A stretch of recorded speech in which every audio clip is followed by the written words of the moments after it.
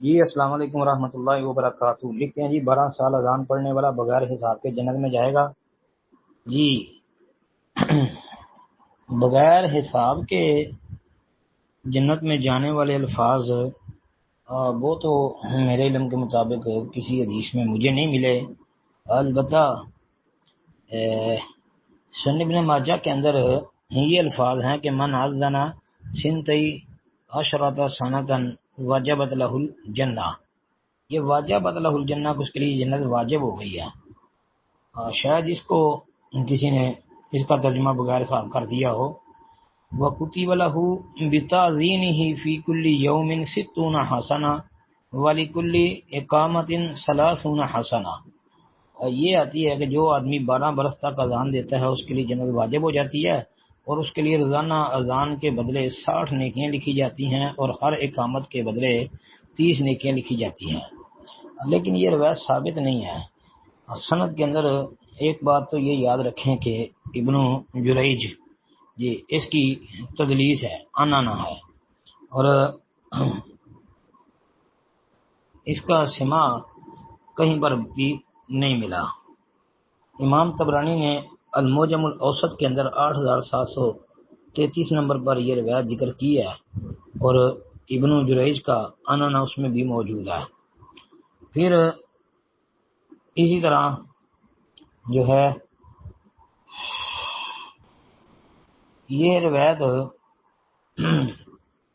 امام بزار رحمۃ اللہ علیہ نے بھی ذکر کی ہے مسند کے اندر 5933 پر۔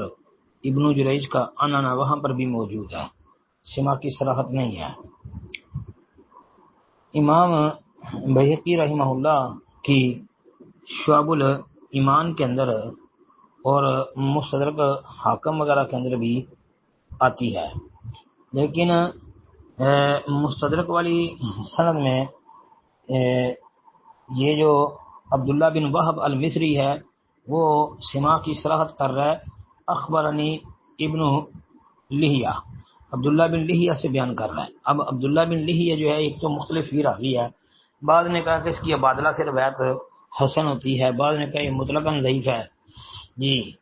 لیکن یہاں یہ بات بھی یاد رکھیں کہ اس کے علاوہ بھی ایک معاملہ ہے، وہ یہ ہے کہ عبداللہ بن لہیہ جی یہ بھی ان سے بیان کر رہا ہے، اس کی تدلیس بھی ہے۔ اچھا جی، پھر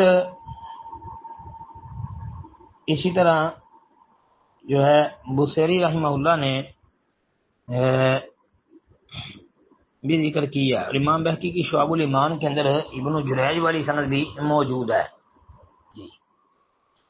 اب بصیری نے جو ہے ابن ماجہ والی روایت کے اوپر جرح کی ہے، کس وجہ سے؟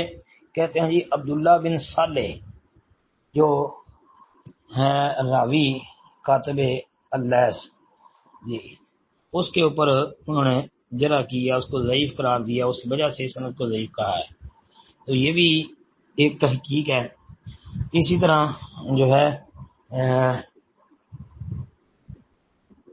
ابن القیسرانی نے بھی اس کے اوپر جرح کیا ہے جی، اور اسی طرح آپ المجروحین کے اندر بھی دیکھ لیں، وہاں پر تو شدید جرح آپ کو ابن القیسرانی کی تذکرۃ الحفاظ میں ملے گی جی۔